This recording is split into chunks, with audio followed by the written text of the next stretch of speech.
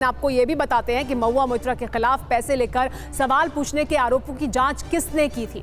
लोकसभा के अध्यक्ष ओम बिरला ने महुआ मोइत्रा के खिलाफ निशिकांत दुबे की शिकायत को एथिक्स कमेटी को सौंप दिया। इस कमेटी ने कैसे जांच किया ये भी आपको बता देते हैं, ये भी बताएंगे, लेकिन पहले ये भी दिखाते हैं कि लोकसभा की एथिक्स कमेटी में कौन कौन सांसद शामिल हैं। इस कमेटी की नियुक्ति स्पीकर करते हैं दरअसल, जिसका कार्यकाल 1 साल का होता है। अभी इस कमेटी के चेयरमैन यूपी की कौशाम्बी सीट से बीजेपी के सांसद विनोद कुमार सोनकर हैं। इसमें बीजेपी से विष्णु दत्त शर्मा सदस्य हैं।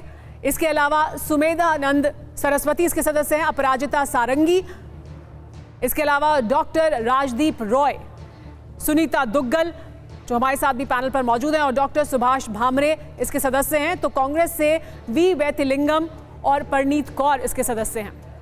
कांग्रेस के एन उत्तम कुमार रेड्डी भी लोकसभा की एथिक्स कमेटी के सदस्य थे, जो अब विधायक चुने जाने के बाद तेलंगाना सरकार में मंत्री हैं। इस कमेटी में वाईएसआर कांग्रेस से बालासौरी वल्लभनेनी, शिवसेना से हेमंत गोडसे और जेडीयू से गिरिधारी यादव, सीपीआईएम से पीआर नटराजन और बीएसपी से कुंवर दानिश अली भी इसके सदस्य हैं।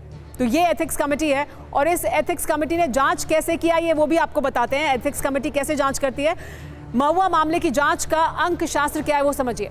पहले जांच 25 दिन चली, जिसमें 2 गवाहों की गवाही दर्ज की गई। इसमें 495 पन्नों की रिपोर्ट तैयार की गई। सबूत के तौर पर इलेक्ट्रॉनिक सबूत पेश किए गए, जिसके बाद आज लोकसभा में 1 घंटे बहस हुई। बहस में कुल 8 वक्ताओं ने अपने बयान सामने रखे।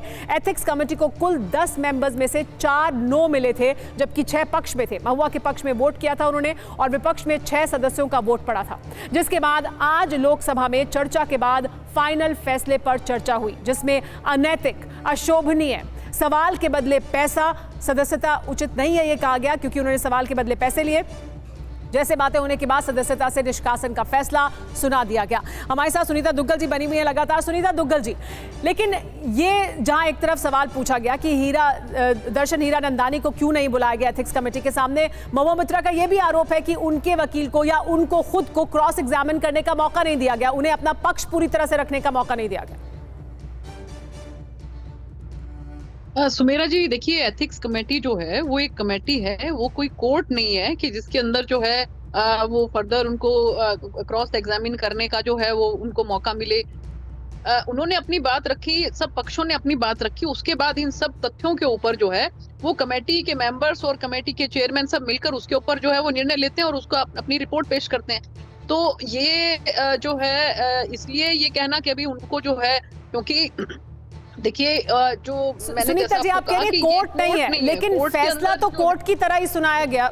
ये कहना है ना महुआ मोइत्रा का कि उनकी सदस्यता चली गई इसी आधार पर जो कमेटी ने पाया, या कमेटी ने अगर कमेटी के सामने सबसे अहम सबूत दर्शन हीरानंदानी का एफिडेविट है, तो उस पर महुआ मोइत्रा को उनको क्रॉस एग्जामिन करने का या उनसे सवाल पूछने का मौका मिलना चाहिए था, या वो ज्यादा बेहतर तरीका नहीं होता क्या?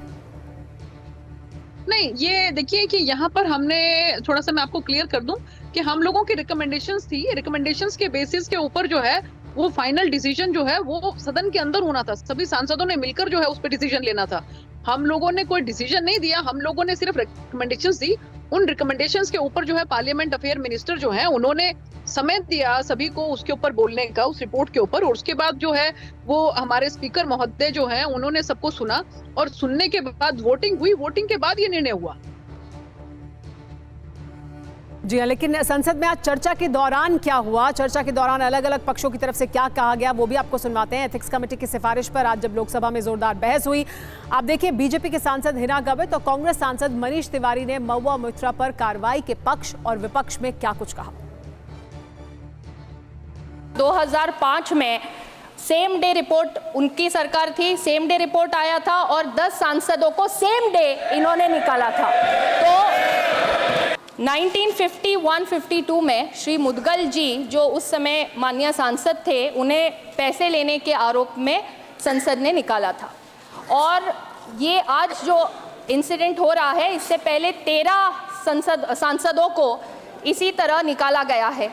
ये पक्ष या विपक्ष का सवाल नहीं है, ये संसद की मर्यादा का सवाल है। मुझे ये कहते हुए बड़ा दुख हो रहा है कि इस एक घटना के कारण पूरे दुनिया भर में हमारे सांसदों की छवि खराब हो रही है। मैंने रूल जो 316 डी है, rule 316 D of the rules of procedure and conduct of business, उसको ध्यान से पढ़ा है। उसमें ये लिखा है the recommendations of the committee shall be presented in the form of a report. Ethics committee ये सिफारिश नहीं कर सकती कि उसको दंड क्या दिया जाना चाहिए। This is a complete diversity of justice. First of all, mister speaker sir, this house should be adjourned, all the whip should be withdrawn। नियम प्रक्रियाओं के तहत जो कमिटीज होती है, उस कमिटीज के अंदर चर्चा होती है, एविडेंस होते हैं, पक्ष विपक्ष सुने जाते हैं। वो कमिटी का प्रोसीजर है। ये पार्लियामेंट में उस प्रोसीजर की पालना नहीं होती कि आप किसको बोलने का न्याय नहीं कर रहे हैं। यहाँ पर हम उस कमिटी के प्रस्ताव पर चर्चा कर रहे हैं। सुनीता दुग्गल जी, आपने सुना मनीष तिवारी को, उन्होंने प्रोसीजर भी बता दिया कि किस आधार पर आप ये तो कह सकते हैं कि ये जो फैसला है ये है, रिपोर्ट ये कहती है एथिक्स कमेटी की, लेकिन आप ये फैसला नहीं सुना सकते कि क्या एक्शन लिया जाए। वो एक्शन भी आपने बता दिया एथिक्स कमेटी की तरफ से, यानी वो किया एथिक्स कमेटी ने जो उसका मैंडेट ही नहीं है। ये बड़ा सवाल उठाया जा रहा है विपक्ष द्वारा।